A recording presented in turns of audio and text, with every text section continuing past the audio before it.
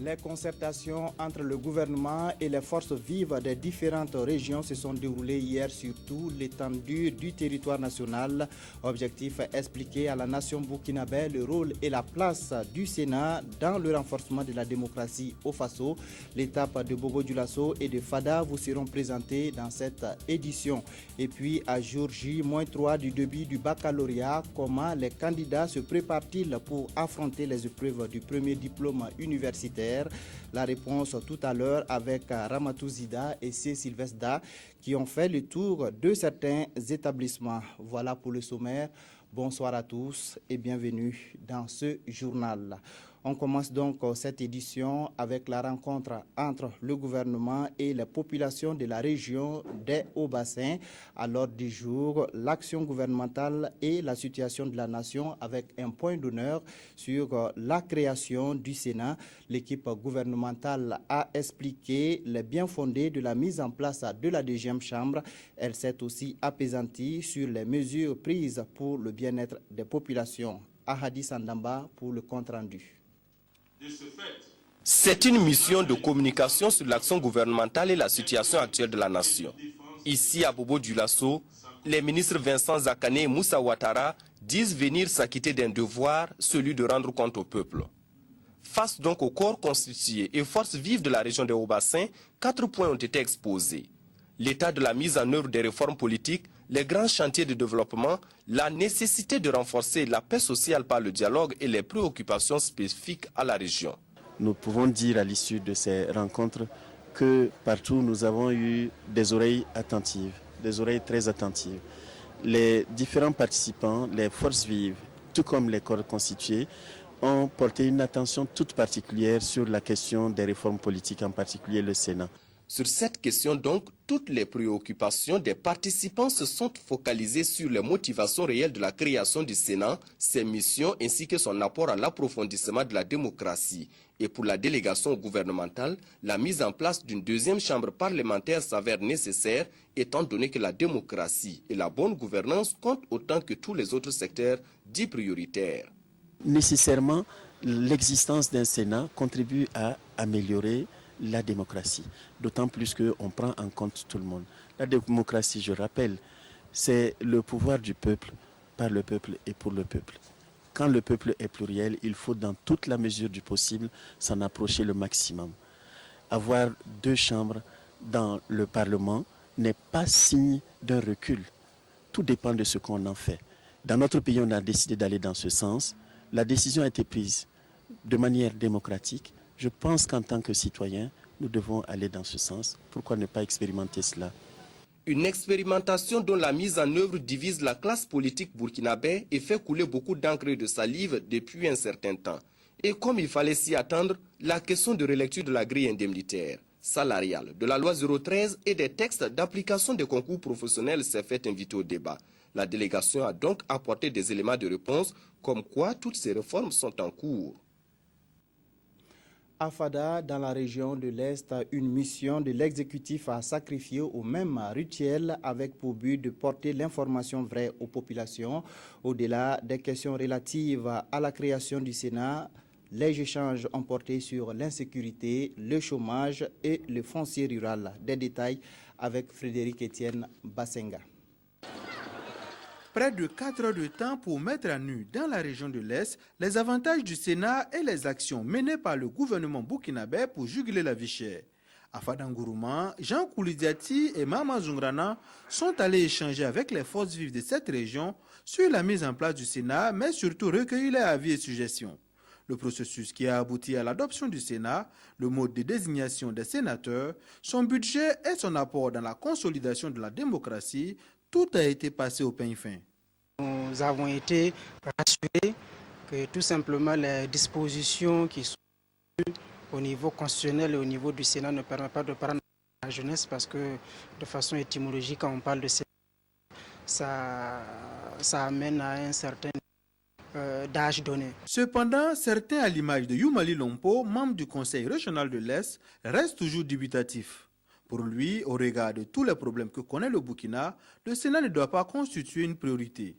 Je crois que cette rencontre a permis aux uns et aux autres de voir plus clair ça n'enlève en rien mes idées. Le Sénat reste en tout cas quelque chose donc de très précoce pour notre pays, compte tenu donc des problèmes que notre pays connaît. Pour les deux ministres, c'est une mission accomplie. L'objectif était de porter l'information et surtout d'avoir des échanges francs. Le ministre Zongrana et moi-même, de la manière dont les débats sont très ouverts, très franches, et on retourne satisfait de ce que nous, mais bien sûr aussi de ce qu'on a donné. À ces échanges se sont invités la question de l'insécurité dans l'Est, le problème du foncier rural, le chômage des jeunes et la grille indemnitaire. Point par point, Mahama Zongrana et Jean Koulidiati ont rassuré les forces vives de la région de l'Est. Le gouvernement ne dort pas. Des mesures ont été prises pour apporter des réponses à ces difficultés. La section féminine du Congrès pour la démocratie et le progrès CDP ne veut pas rester en marge des débats sur les réformes politiques, notamment sur le Sénat. Une journée d'information et de sensibilisation a été organisée aujourd'hui autour de la question. La rencontre a regroupé les conseillères municipales et les responsables du CDP des différents arrondissements de la province du Kadiogo. Reportage Anna-Lucie Kerry. Elles étaient nombreuses ce dimanche à prendre d'assaut le siège national du CDP, le Congrès pour la démocratie et le progrès, pour la journée d'information et de sensibilisation sur les réformes politiques au Burkina Faso. Elles, ce sont les conseillères municipales et les femmes responsables du parti majoritaire des différents secteurs et arrondissements du Kadiogo. À l'initiative de ce qu'elles viennent de faire, nous aussi nous pouvons entreprendre de faire cela dans nos arrondissements pour pouvoir porter l'information large et surtout, nous savons qu'avec ce conférencier, c'est des informations très justes que nous allons avoir. Les participants aux journées d'information et de sensibilisation et le représentant du secrétaire général du CDP de la section provinciale du Kadiogo ont salué cette initiative. Que les femmes aient songé à former les conseillères et les responsables des femmes dans les arrondissements, nous pensons que c'est une bonne initiative qui leur permettra d'appréhender les problèmes du Sénat et les réformes même du CCRP. Pour aborder les trois thèmes portants sur l'aperçu historique sur les réformes politiques consensuelles, l'état de la mise en œuvre de ces réformes et le Sénat, le comité d'organisation a fait appel aux membres du comité de suivi des réformes de l'État. Des responsables bien imprégnés de ces questions qui leur permettront de repartir avec des informations justes et précises. C'était de notre devoir de tenir cette rencontre afin que les femmes puissent avoir les informations justes sur les réformes politiques, qu'elles puissent s'approprier, qu'elles sachent ce que c'est que les réformes.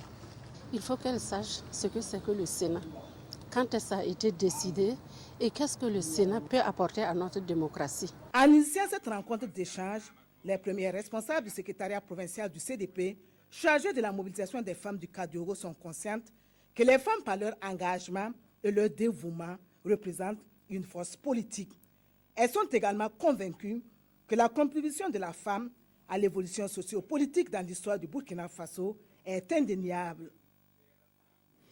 L'Union pour la Renaissance, parti sankariste UNUR PS, a organisé un meeting de remerciements hier à Tema Bokin.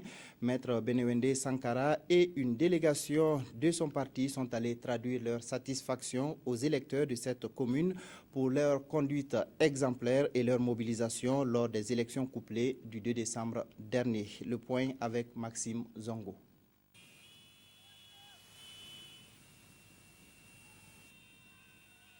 Accueilli à l'entrée de la ville de Bokin, le cortège a sillonné les principales rues de la cité sous les ovations des militants et militantes venus des différentes localités de la commune et qui ont bravé le soleil pour montrer leur attachement au parti et à ses premiers responsables.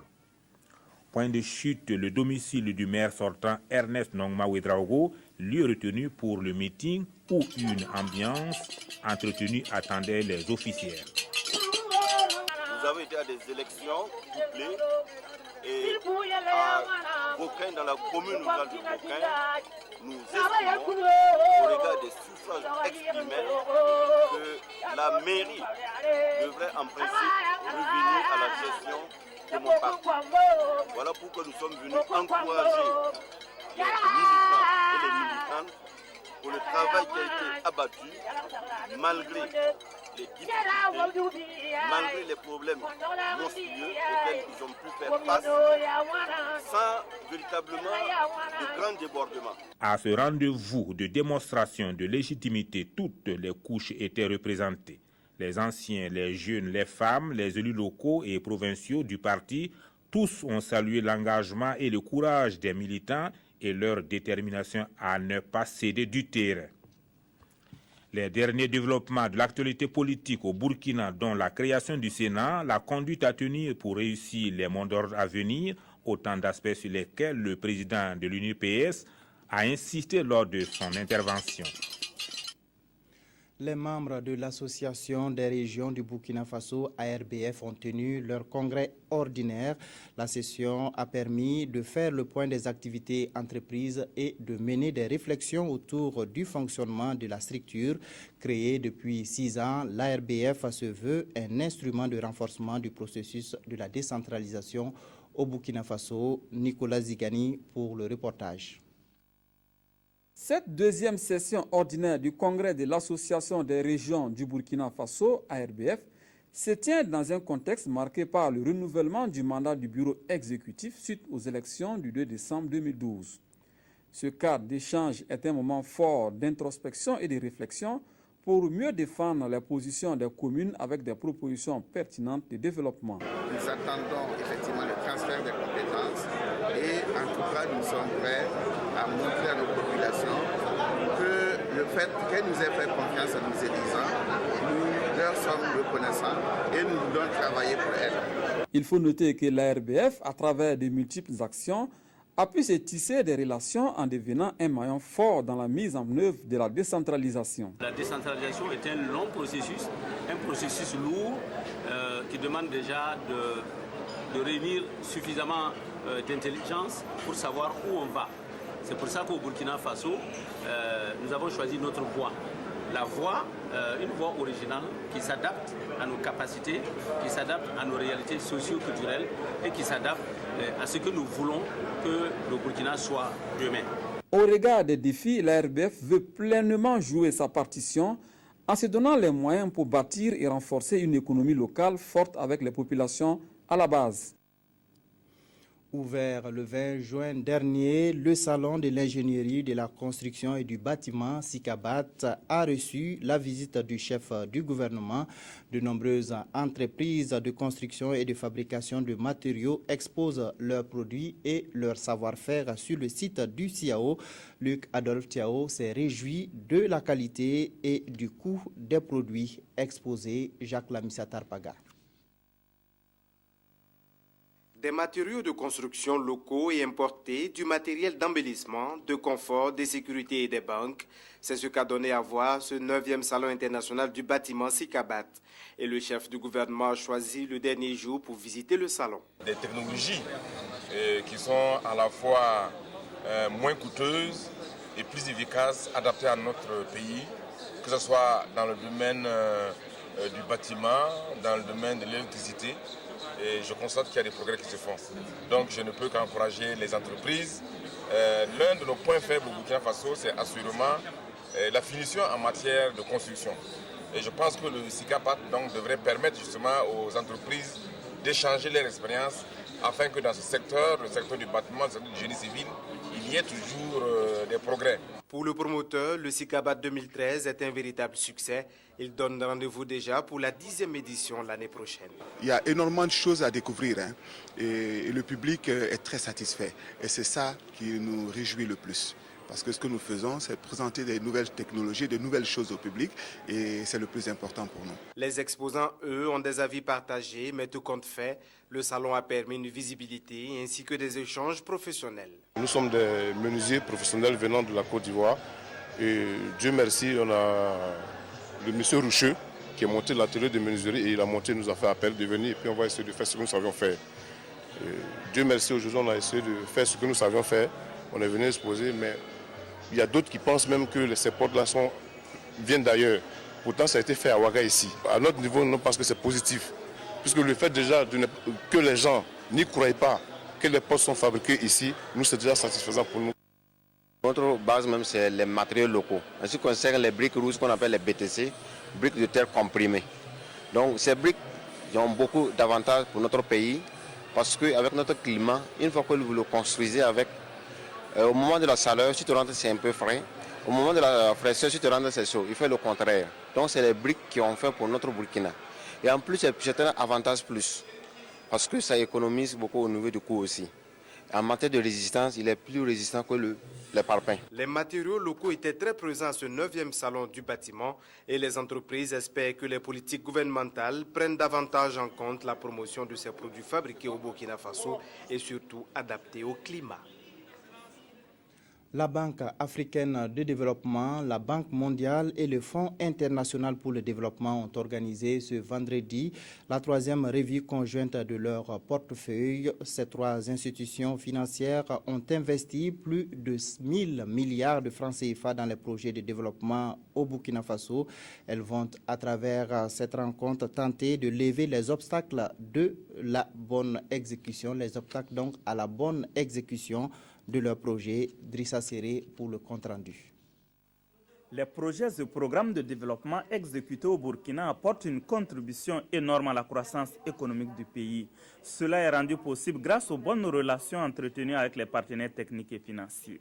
Parmi ceux-ci, la Banque africaine de développement, la Banque mondiale et le Fonds international de développement agricole FIDA, qui ont décidé de mettre en commun leur portefeuille pour accompagner le gouvernement dans ses actions de développement. Les 3 portefeuilles réunis donnent près de 960 milliards de francs CFA. Ce financement couvre des secteurs clés de développement économique, les infrastructures, le développement rural, le secteur privé, la gouvernance économique et sociale. La revue conjointe 2013 a passé en revue différents aspects de la coopération entre les 2 parties. Nous avons les projets d'infrastructure, nous avons pour le moment en cours d'exécution donc un projet multinational sur le corridor Ouagadougou-Lomé qui a démarré. Nous avons un projet d'infrastructure agricole, d'infrastructure et d'énergie qui est en cours d'activité et qui va bientôt s'achever. Nous avons des projets d'agriculture, d'assainissement et d'eau, etc. L'initiative de ces 3 institutions vise à renforcer davantage les synergies pour une meilleure coordination et harmonisation, ainsi que l'alignement de leurs interventions pour l'atteinte des objectifs de développement visés par la SCAD. La revue conjointe a réuni autour de la même table l'ensemble des acteurs qui jouent un rôle dans la chaîne d'exécution des projets en leur offrant l'opportunité d'identifier les contraintes et partager les expériences. Il est tout à fait normal et il est même impérieux qu'à certains moments on puisse s'arrêter pour regarder si nous sommes dans la bonne direction, quelles sont les performances que nous avons pour pouvoir capitaliser les meilleures expériences, mais qu'est-ce que nous avons aussi comme faiblesse pour essayer de trouver les solutions pour y remédier. Et donc l'importance de la revue, c'est d'abord donc d'identifier nos forces et d'identifier aussi nos faiblesses afin de continuer à mieux conduire la politique de développement à travers la mise en œuvre des projets et programmes. C'est une réalité. Des difficultés majeures empêchent certains projets d'atteindre leurs objectifs. On peut citer les délais dans les procédures de passation des marchés, la non-maîtrise des procédures des partenaires, des problèmes de gouvernance. La revue conjointe BAD, Banque mondiale et FIDA a adopté des recommandations en vue d'une performance accrue des portefeuilles. Le meilleur promoteur africain de l'investissement privé est un Burkinabé. Compaoré a reçu le prix panafricain du développement décerné par le groupe SAFAM de la Côte d'Ivoire. Cette récompense vise à promouvoir le secteur privé et la bonne gouvernance en Afrique. La cérémonie de remise du trophée avec Ramatou Zida et Nicolas Zigani. Apollinaire Compaoré, président directeur général du groupe Plan Nord Afrique, sacré meilleur promoteur africain de l'investissement privé. Une distinction décernée par le groupe ivoirien Safam Communication au regard du parcours exceptionnel du lauréat. Apollinaire Compaoré est aujourd'hui à la tête de plusieurs entreprises au Burkina et dans la sous-région. À l'occasion, il a été intronisé chef ACAN avec pour nom Nana Kofi III. Avec ce que je viens d'entendre avec les organisateurs et le Premier ministre, je ne fais que remercier le Tout-Puissant qui m'a permis de pouvoir travaillé et il a béni que les gens ont pu remarquer pour me donner cette distinction. Apollinaire Compaoré a réussi dans les affaires parce qu'il a pu donc diversifier ses activités, il a été rigoureux dans ses activités. Vous savez, c'est l'un des rares Burkinabés à être dans le domaine industriel. C'est un homme donc je suis venu pour exprimer la satisfaction du gouvernement pour ses activités et surtout l'encourager à continuer dans ce sens pour promouvoir le développement économique. Cette distinction vise à donner plus de visibilité aux actions des cadres du continent africain. En ce qui concerne M. Compaoré Apollinaire, lorsque les résultats sont venus à Abidjan et que nous avons pris connaissance de son parcours atypique et surtout des œuvres de développement qu'il a posées pour le développement de son pays, nous pensons qu'il est beaucoup plus méritant que d'autres cadres africains parce que lui, il est parti, comme on le dit, du stade 0 pour arriver aujourd'hui là où il est, à la tête d'une holding Planor Afrique qui fait vraiment la fierté du Burkina, mais de toute l'Afrique. Sa femme communication a été créée en 1999.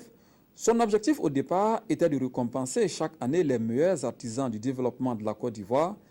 Depuis 2007, ces actions se sont étendues à toute l'Afrique et les distinctions sont décernées dans plusieurs domaines pour promouvoir le secteur privé et la bonne gouvernance. Pour cette 13e édition, ce sont au total 10 cadres africains qui ont été honorés.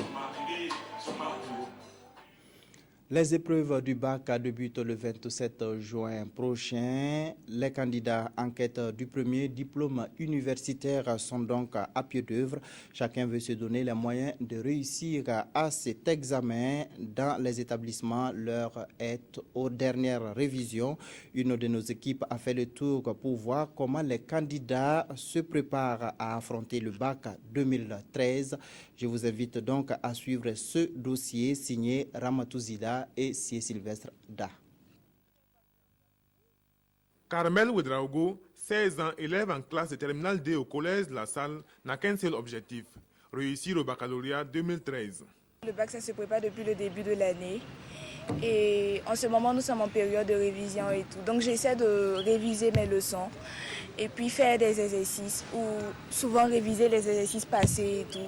Et puis les derniers chapitres que je n'ai pas bien compris, j'essaie d'étudier en groupe avec des amis pour pouvoir comprendre et tout. Tout comme elle, les 54 832 autres candidats au baccalauréat, répartis dans les 237 jurys à travers le territoire national, se préparent activement.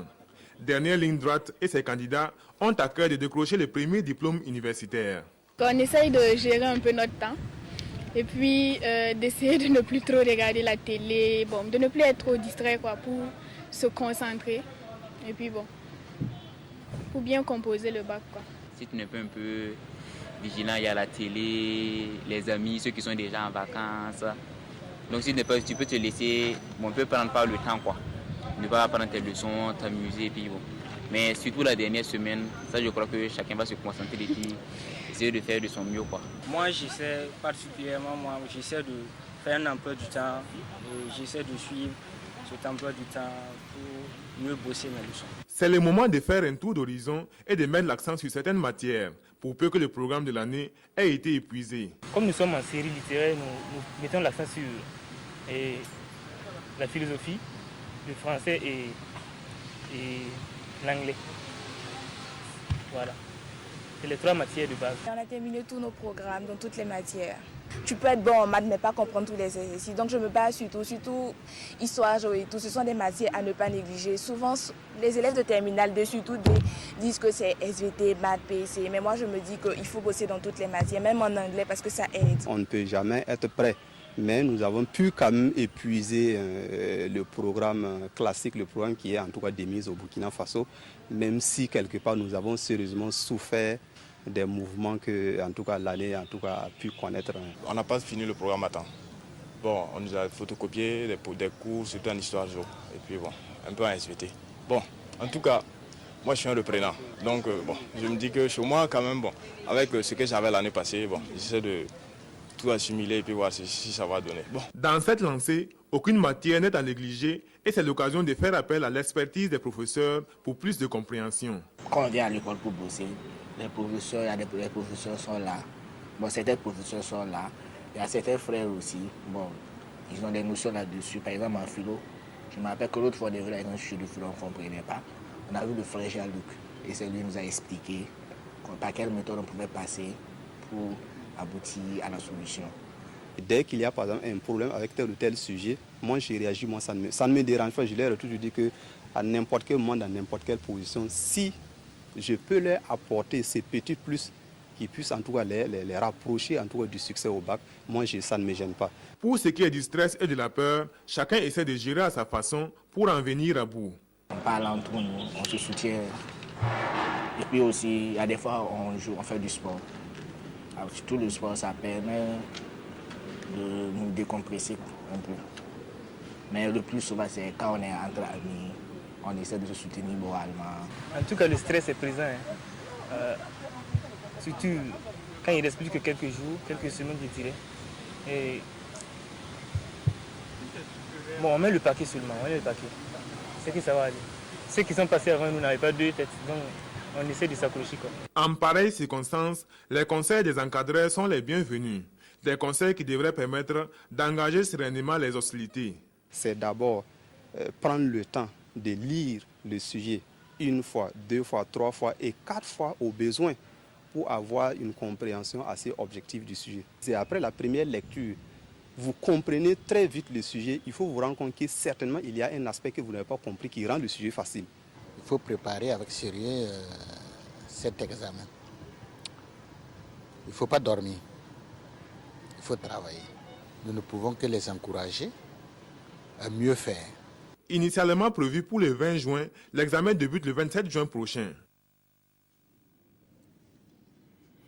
Et retenez donc que cette année, en histoire-géographie, tout comme en SVT, sciences de la vie et de la terre, les sujets sont au choix, contrairement à ce qui a été dit au journal de 20h. Bonne chance donc à tous les candidats. C'est la fin de cette édition. Merci de l'avoir suivi. Toute l'équipe de réalisation s'est jointe à moi pour vous dire merci de votre fidélité. Bonsoir et bonne reprise pour demain.